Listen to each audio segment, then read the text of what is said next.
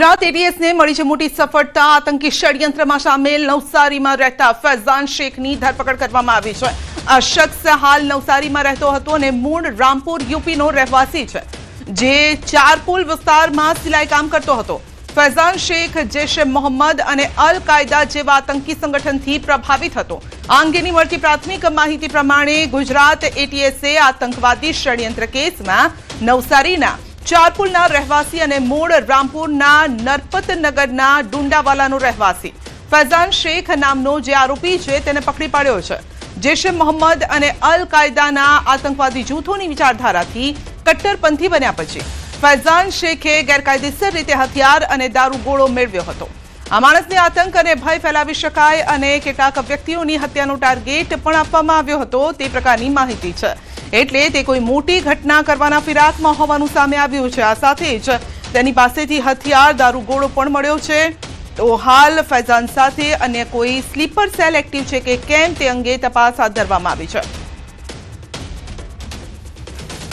ने नवसारीमांथी एक मोटी सफलता हाथ लागी है। नवसारीना जरावर विस्तारमां टेलरिंगनुं काम करता एक युवानने आतंकवादी प्रवृत्तिओ साथे संकळायेल होवानी बातमी मळता धरपकड करवामां आवी छे। 25 जान्युआरीना रोज गुजरात एटीएसने माहिती मळी हती अने त्या धरपकड करवामां आवी हती। त्यारबाद गुजरात एटीएसे नवसारीना जे जरावर विस्तार छे ने आ जे टेलरिंगनी दुकान छे आ दुकानमां आ रीतनुं जे जॉब वर्कनुं जे कामगीरी छे ए कामगीरी जे मूळ उत्तर प्रदेशना રહેવાસી ફૈઝાન શેખ કને હતો એને એ આ દુકાનમાં ટેલરિંગનું કામ કરતો હતો અને આ જે જગ્યા છે આ જ જગ્યા પર બેસીને એ પોતે જે છે ફૈઝાન શેખ એક કામ કરી રહ્યો હતો અને આ જે દુકાન જે છે ચારપુલ વિસ્તારમાં આવેલી દુકાન છે અને વિવિધ જે લોકો છે આ સાથે રહેતા લોકોને પણ જે ફૈઝાન શેખ છે જે પ્રવૃત્તિઓમાં સંકળાયેલ હતો એણે લોકોને પણ પોતાની આ કામગીરી જે આતંકવાદી પ્રવૃત્તિઓ સાથે સંકળાયેલો હતો તેની ગંધ આવવા દીધી ન હતી અને જે લોકો છે એ લોકોને પણ આ બાબતે ખ્યાલ ન હતો।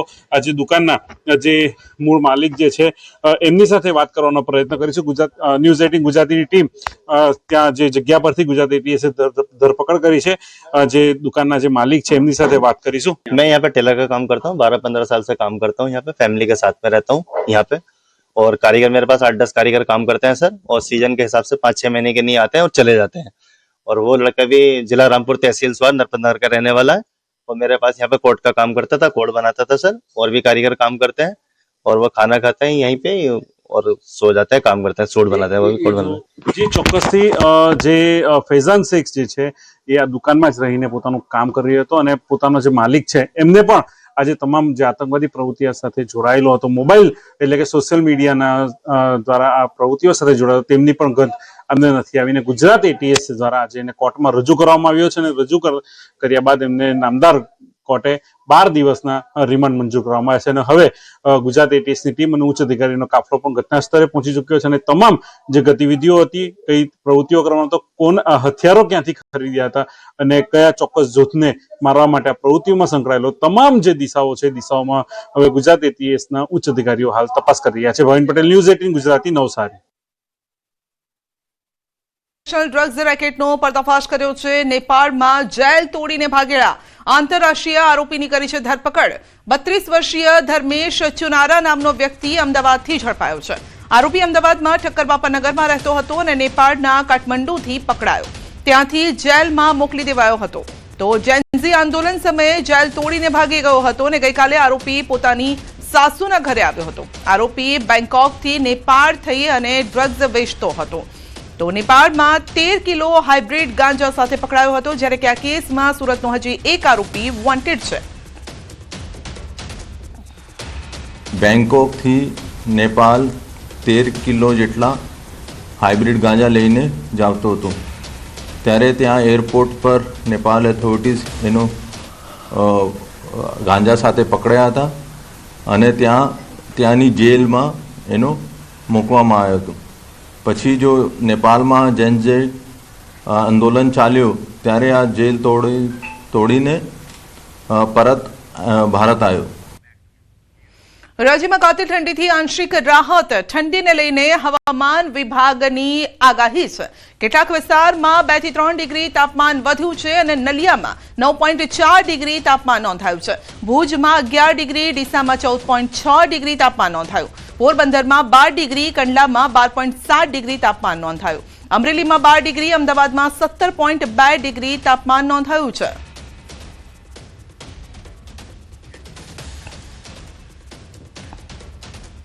નવસારીમાં વાતાવરણમાં પલટો આવ્યો છે। ખેડૂતોની ચિંતા વધી છે કારણ કે સવારે ધુમ્મસનું સામ્રાજ્ય છવાયું।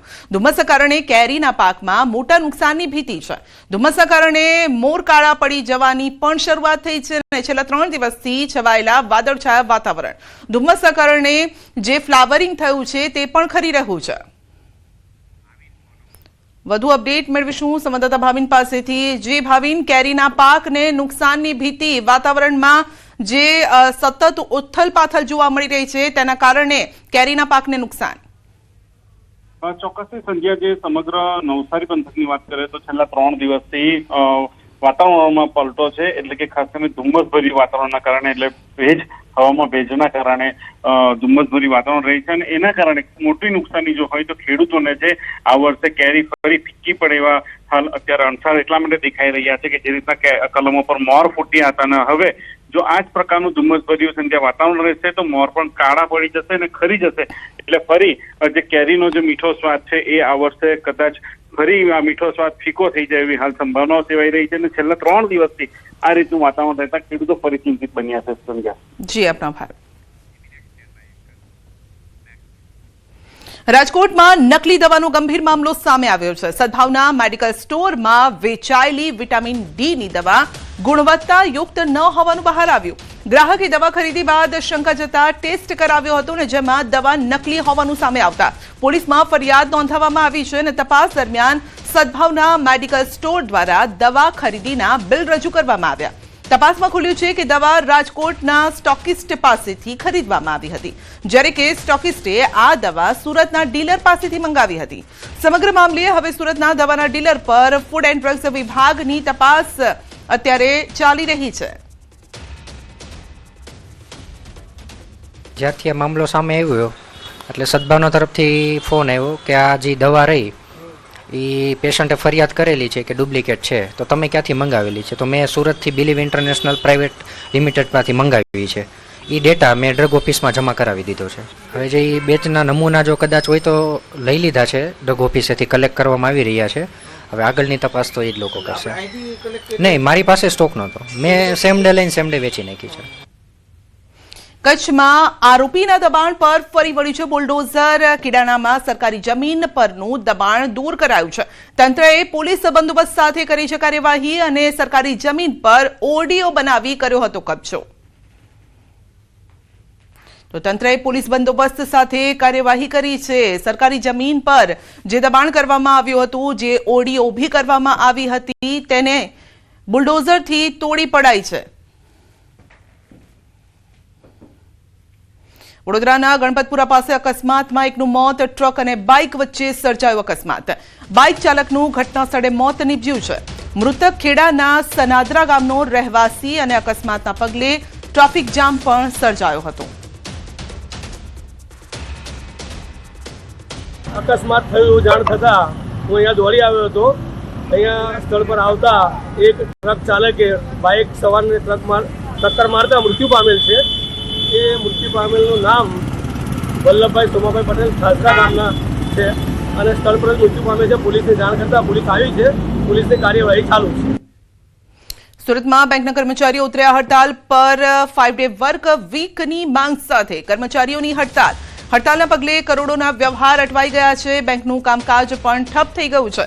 ગ્રાહકોને મુશ્કેલી। 5000 કરતા વધુ કર્મચારીઓ ઉતર્યા હડતાલ પર। તો સુરતમાં બેંકની હડતાલ, રાષ્ટ્રીયકૃત બેંકોની આ હડતાલ અને વિવિધ માંગને લઈને હડતાલ ચાલી રહી છે। તમામ સરકારી બેંકો આજે બંધ। 5000 કરતા વધુ કર્મચારી હડતાલમાં જોડાયા છે। શનિવાર, રવિવાર અને 26 જાન્યુઆરી અને આજની હડતાલ બાદ માત્ર સુરતમાં 12 કરોડ ક્લિયરિંગ અટવાશે। તો આ સાથે જ લોકોને પણ અત્યારે હાલાકી ભોગવવાનો વારો આવ્યો છે। ગુજરાતનું આર્થિક પાટનગર સુરત અને સુરતમાં શનિ રવિ અને 26મી જાન્યુઆરી બાદ આજે મંગળવારના દિવસે લોકો બેંક પર પહોંચી રહ્યા છે, પણ બેંકના કર્મચારીઓ આજે એક દિવસની હડતાલ પર છે. અલગ અલગ માંગણીઓને લઈને લાંબા સમયથી ચાલી રહેલા વિવાદને લઈને આજે બેંકના કર્મચારીઓ હડતાલ પર છે. આપણી સાથે અનેક કર્મચારીઓ છે, આપણે સીધા એમની સાથે પહેલાં તો વાત કરીશું. આપનું નામ અને हड़ताल કેમ? अमित कुमार, यूएफबीओ के बैनर तले आज ये स्ट्राइक हम लोग कर रहे हैं. हमारे जस्ट यही डिमांड है कि 5 डे बैंकिंग, जब बैंक हर एक गवर्नमेंट का हर एक ऑर्गेनाइज सेक्टर में जब 5 डे है तो हमारे बैंकिंग सिस्टम में 5 डे बैंकिंग अभी तक इम्प्लीमेंट क्यों नहीं हुआ? ज्वाइंट नोट साइन होने के बाद काफ़ी टाइम होने के बाद भी आज तक हम लोग को सिर्फ आश्वासन दिया गया कि 5 डे बैंकिंग हुआ. इसलिए आज हम लोग फर्स्ट स्ट्राइक कर रहे हैं. अगर आज के स्ट्राइक के बाद भी हमें ये पूर्णतः 5 डे बैंकिंग का ये नहीं मिलेगा तो हम लोग इसके आगे भी जाएंगे और निश्चित करेंगे. जब तक 5 डे बैंकिंग नहीं होता है, हमारे सभी सहपाठी एक यूएफबीओ के एसोसिएशन के तले हम लोग इस लड़ाई को जारी रखेंगे. यही हमारी डिमांड है, 5 डे बैंकिंग. કેટલા કર્મચારીઓ સુરતમાં હડતાલ પર? सूरत में टोटल कर्मचारी अगर देखा जाए तो अभी लगभग 5000 से ऊपर एम्प्लॉई हैं सूरत में. બિલકુલ અન્ય કર્મચારી છે. આપનું નામ? અજય ગોંડલિયા. અજયભાઈ, શનિ રવિ 26મી જાન્યુઆરી અને આજે હડતાલ, 4 દિવસને લઈને ઔદ્યોગિક નગરી સુરત છે, કેટલા રૂપિયાનું ટ્રાન્ઝેક્શન અથવા છે? લગભગ રોજનું 300 કરોડની આજુબાજુનું ટ્રાન્ઝેક્શન હોય છે. એમાં 4 દિવસની જે કુલ રજા અને હડતાલ મળીને થયા છે તો એમાં લગભગ 1000 થી 1200 કરોડનું ક્લિયરિંગ અને બીજું જે ગવર્મેન્ટ બિઝનેસ છે એ બધો અટવાયેલો છે. અને સાથે સાથે જોવા જઈએ તો ગવર્મેન્ટની આ તાનાશાહીના લીધે ઘણા બધા લોકો છે એનો આર્થિક વ્યવહાર છે એ અટવાયો છે. 5000 કરતાં વધુ કર્મચારીઓ સુરતમાં હડતાલ પર છે. 5 દિવસ વર્કિંગની જે વાતની માંગ કરી હતી તે માંગ સરકારે સ્વીકારી નથી, જેને લઈને હડતાલ કરવામાં આવી છે. ચોક્કસ આ હડતાલને લઈને સુરતમાં જ માત્ર આજે 1200 કરોડનું ક્લિયરિંગ ચોક્કસપણે અટવાશે. જો કે હડતાલને લઈને સામાન્ય વ્યક્તિ અને ધંધાકીય વેપારીઓને નુકસાન છે, પણ બેંકના કર્મચારીઓ પોતાની માંગને લઈને આ હડતાલ એક દિવસની કરી છે. અને જો હજુ પણ સરકાર આંખ નહીં ખોલે તો કદાચ આ આંદોલન અથવા હડતાલ વધુ ઉગ્ર બનાવવાની ચીમકી પણ ઉચ્ચારી છે.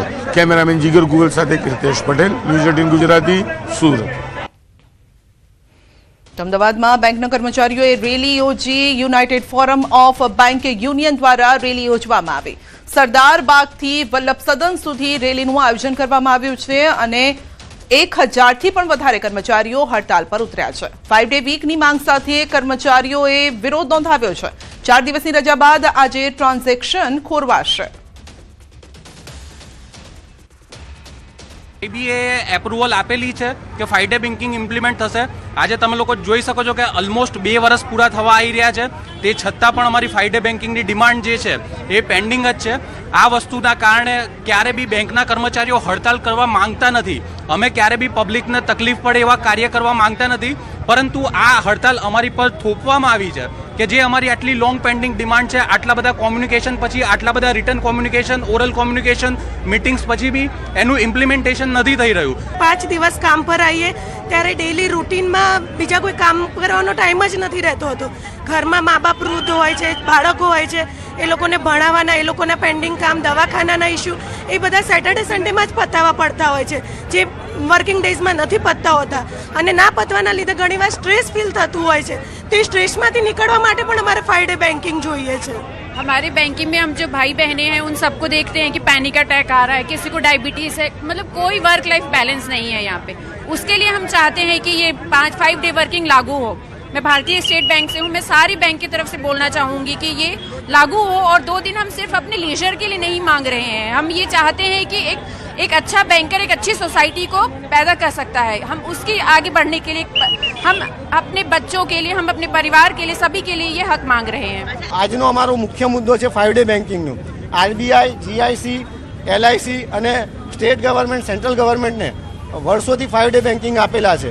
જ્યારે અમારી માંગણીઓ 2015થી પડતર છે. છેલ્લા 2 વેજ રિવિઝનથી, છેલ્લા 2 વેતન કરારથી અમને એ આશ્વાસન આપવામાં આવી રહ્યું છે કે આવનારા દિવસોમાં તમને અમે 5 ડે બેન્કિંગ આપીશું. પણ વારે ઘડી આ રીતની આશ્વાસનો અમને આપવામાં આવ્યા અને તેમ છતાં પણ અમારી માંગણીઓને અપરિપૂર્ણ કરવામાં આવી. યુનાઇટેડ ફોરમ ઓફ બેંક્સની 5 દિવસીય કાર્યસપ્તાહની માંગ ફરી એક વખત તેજ બની છે. રાજકોટમાં બેંક ઓફ બરોડાની મુખ્ય શાખા ખાતે યુએફબી દ્વારા આ માંગને લઈને વિરોધ પ્રદર્શન કરવામાં આવ્યું અને હાલ બેંકમાં દર બીજા શનિવારે રજા સાથે 6 દિવસીય કાર્યપદ્ધતિ અમલમાં છે, જેના બદલે શનિવાર રવિવાર બંને દિવસ રજા આપવાની માંગ કરવામાં આવી છે. યુએફબીનું કહેવું છે કે વધતા કામના દબાણ અને સ્ટાફની અછતના કારણે કર્મચારીઓ પર માનસિક તણાવ વધી રહ્યો છે. આરબીઆઈ સહિત ઘણી નાણાકીય સંસ્થાઓમાં પહેલેથી જ 5 દિવસીય કાર્યસપ્તાહ અમલમાં છે. જો માંગ સ્વીકારવામાં નહીં આવે તો આગામી સમયમાં આંદોલનની ચેતવણી આપી છે. આજની મુખ્યત્વે માંગણી છે 5 દિવસના અઠવાડિયાની સાથે હડતાલ પર અમારે જવાની ફરજ પડી છે. છેલ્લા કેટલા વર્ષોથી જેમ કે 2015માં બેંકનું સેટલમેન્ટ થયેલું એ દરમિયાનમાં બીજો અને ચોથો શનિવાર બેંક કર્મચારીઓને રજા માટે જાહેર કરેલો. એ દરમિયાનમાં ગવર્મેન્ટે યુનિયનોને આશ્વાસન આપેલું કે બાકીના શનિવાર પણ અમે બેંક કર્મચારીઓને રજા આપીશું. પણ આજે 10 વર્ષ હોવા છતાં બેંક કર્મચારીઓને બીજા અને ચોથા શનિવાર સિવાય બીજા શનિવારોની રજા આપવામાં નથી આવી. તેને લઈને આ આંદોલન છે. બુલેટિનમાં આગળ વધીશું નાનકડા બ્રેક બાદ.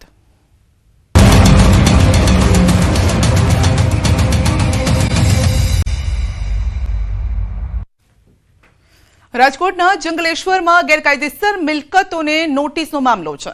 પોલીસના કાફલા સાથે તંત્ર દ્વારા ફરી નોટિસ. તંત્ર દ્વારા પાઠવવામાં આવી અંતિમ નોટિસ.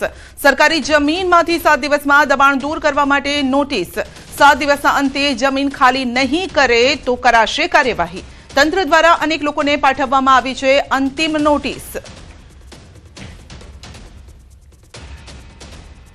વાવથરાદમાં તંત્રની ધીમી કામગીરીથી સ્થાનિકો પરેશાન છે. દિયોદરના લુંદ્રા પાસે સ્થાનિક વ્યક્તિએ પૂર્યા છે ખાડા. અકસ્માત સર્જાવાના ભયને લઈને સ્થાનિકે જાતે જ ખાડા પૂર્યા છે. જાતે ખાડો પૂરી તંત્રને જગાડવાનો પ્રયાસ કર્યો છે. સ્થાનિકે ખાડા પૂર્યાનો વિડીયો વાયરલ થયો છે. દિયોદર ભાભર હાઈવે પર પડેલા ખાડાના કારણે સ્થાનિકોને ભારે હાલાકી. દિયોદર ભાભર હાઈવે પર અનેક વખત સર્જાયા છે અકસ્માત. જૂનાગઢના કેશોદમાં અંડરબ્રિજની કલેક્ટરે લીધી મુલાકાત. પાણી ભરાવાની સમસ્યાને લઈને કરાઈ હતી રજૂઆત. એમએલએ અને નગરપાલિકા પ્રમુખે કરી રજૂઆત. કલેક્ટરે ટેકનિકલ ટીમ સાથે કર્યું નિરીક્ષણ. સમસ્યાનું નિરાકરણ લાવવા કલેક્ટરે આપી છે સૂચના. ડ્રેનેજ અને પાણી નિકાલની વ્યવસ્થા સુધારવા માટે આદેશ કરાયો છે. આ જે પાણી જે રીતે આવે છે અલગ અલગ વિસ્તારોમાં, એને કેવી રીતે એક નેચરલ વેમાં જ આપણે બારોબાર એને નીકાળી દઈએ જેથી અંડરપાસમાં પાણી જાય નહીં અને નાના મોટું જો થોડા ઘણું પાણી જાય તો એને કેવી રીતે પમ્પિંગ મારફતે આપણે બહાર કાઢી શકીએ જેથી લોકોને કોઈ અગવડ પડે નહીં અને ચોમાસાની સિઝનમાં પણ આપણો જે અંડરપાસ છે એ સંપૂર્ણ રીતે ચાલુ રહે એના માટેનું આખું ટેકનિકલ જે ટીમ છે, જીયુડીસીની ટીમ, નગરપાલિકાની ટીમ, એ સમગ્ર ટીમને સાથે લઈને મુલાકાત કરી છે. અમદાવાદના ગોતામાં માર્ગ સલામતીની ઉજવણી અંતર્ગત હેલ્મેટ વિતરણ કરાયા છે. આરટીઓ ઓફિસ તથા motor driving school owners association દ્વારા માર્ગ સલામતી જાગૃતિ અભિયાન નિમિત્તે હેલ્મેટ વિતરણ કરવામાં આવ્યું અને સાયન્સ સિટીમાં આવેલા ગોતા સિવિક સેન્ટર પર હેલ્મેટ વિતરણ કરવામાં આવ્યા છે અને સાથે જ લોકોને હેલ્મેટ પહેરીને વાહન ચલાવવા માટે ખાસ અનુરોધ કરાયો છે. કાર્યક્રમમાં મોટી સંખ્યામાં લોકો ઉપસ્થિત રહ્યા. અમે 100થી વધારે હેલ્મેટ વિતરણ કર્યા આજે અને હેલ્મેટ વિતરણ કરવાનો મુખ્ય ઉદ્દેશ અમારો એ જ છે કે લોકોમાં જાગૃતિ આવે અને એમની પોતાની સલામતી રહે અને એમની સલામતીની સાથે સાથે એમના પરિવારોની બી સલામતી રહે. કારણ કે હેલ્મેટ પહેરવાથી જો ક્યાંક અકસ્માત થાય છે બરાબર તો બચવાનો બહુ વધારે પડતો સંભાવના રહે છે કારણ કે જે માથાના ભાગમાં ઈજાઓ થતી હોય એ ઈજાઓ થતી નથી. અમદાવાદ મ્યુનિસિપલ કોર્પોરેશનના કર્મચારીઓની સેફટી કે જે કર્મચારીઓ પેટ્રોલ એલાઉન્સ મેળવતા હોય છે અને 2 વ્હીલર પર રોજે રોજ આવતા હોય છે અમદાવાદ શહેરના કોઈ પણ વિસ્તારમાંથી, તો તેમની જાનહાનિ ન થાય અને તેમની સલામતી માટે આ પ્રકારનું આયોજન કરવામાં આવેલું છે અને ફ્રીમાં હેલ્મેટ વિતરણ કરવામાં આવેલું છે. ગોતા વોર્ડમાં હાલમાં જેટલા બી મ્યુનિસિપલ ઓફિસમાં જેટલા બી સારા કામગીરી આખા વર્ષ દરમિયાન જેમને કરવામાં આવી છે, ગોતા વોર્ડના કોર્પોરેટર શ્રી કેતનભાઈ પટેલ અને મોટર ડ્રાઇવિંગ સ્કૂલ એસોસિએશનના પ્રમુખ શ્રી હરીશભાઈ પટેલ અને એસોસિએશન વતી આ તમામને હાલમાં હેલ્મેટનું વિતરણ કરવામાં આવી રહ્યું છે. ગાંધીનગરની રાષ્ટ્રીય રક્ષા યુનિવર્સિટીમાં 3 દિવસીય આંતરરાષ્ટ્રીય ઓલિમ્પિક રિસર્ચ કોન્ફરન્સનું આયોજન કરાયું છે. Bharat centre of Olympic research and education દ્વારા સંમેલન યોજવામાં આવ્યું અને સંમેલનમાં ઓલિમ્પિક અભ્યાસ, ખેલ વિકાસ, ખેલ વિજ્ઞાન, નીતિ નિર્માણ, વૈશ્વિક ખેલ સંશોધન જેવા મહત્વપૂર્ણ વિષયો પર ચર્ચા કરવામાં આવશે. દેશ વિદેશના પ્રખ્યાત સંશોધકો, ખેલ નિષ્ણાતો સંમેલનમાં ઉપસ્થિત રહેશે.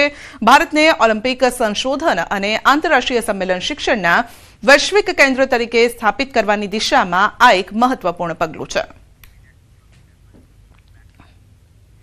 સુરતમાં સમિતિની સ્કૂલોમાં ખેલ મહાકુંભનું આયોજન 30મી જાન્યુઆરીથી સ્કૂલોમાં યોજાશે. ખેલ મહાકુંભ વિદ્યાર્થીઓને સ્પોર્ટ યુનિફોર્મ અપાયા નથી. 2 દિવસ બાકી હોવા છતાં પણ યુનિફોર્મ મળ્યા નથી. યુનિફોર્મ ટેસ્ટિંગ માટે મોકલ્યા હોવાનો દાવો થઈ રહ્યો છે. ટેન્ડર પ્રક્રિયા લેટ હોવાનો ચેરમેનનો દાવો છે અને ગત વર્ષે પણ મોડા આપવામાં આવ્યા હતા ડ્રેસ.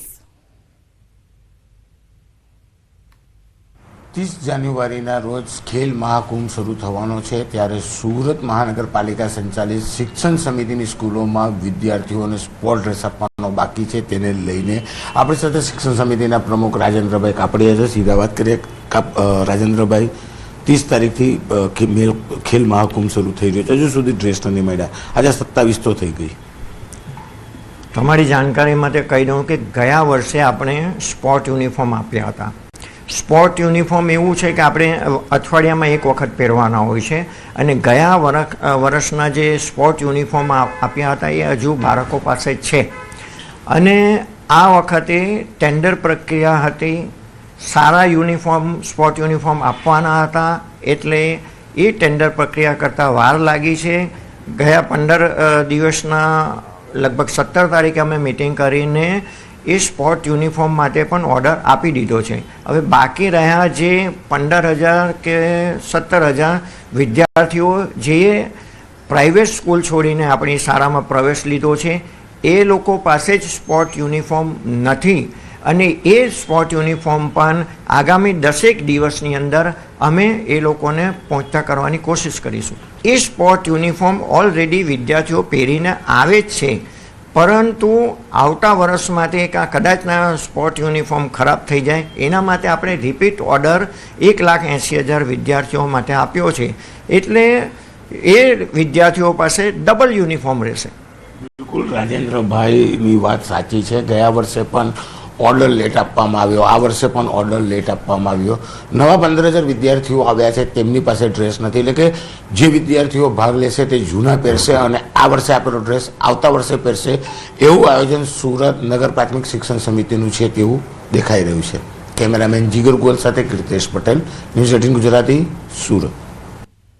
સાપુતારામાં બાઇક સ્ટન્ટ કરનારા પર તવાઈ. બાઇક સવાર ઉપર પોલીસે કરી છે કાર્યવાહી. પોલીસે 70 બાઇક કબજે કરી છે. સાપુતારાના ટેબલ પોઈન્ટ પર ધૂમ સ્ટાઇલ બાઇક સ્ટન્ટ કરીને ઉપદ્રવ મચાવનાર બાઇક સવારો પર પોલીસે કાર્યવાહી કરી છે. પ્રજાસત્તાક દિને પ્રવાસીઓની ભીડ હતી અને ભીડમાં પોલીસે લબરમુચિયા યુવાનોની શાન ઠેકાણે લાવી છે. બેફામ ધૂમ સ્ટાઇલમાં બાઇક હંકારી પ્રવાસીઓમાં ભય ફેલાવ્યો. 70 જેટલી બાઇક કબજે કરી છે અને પોલીસની આ કાર્યવાહીથી સ્ટન્ટ કરતા બાઇક ચાલકોમાં હવે ફફડાટ ફેલાયો છે.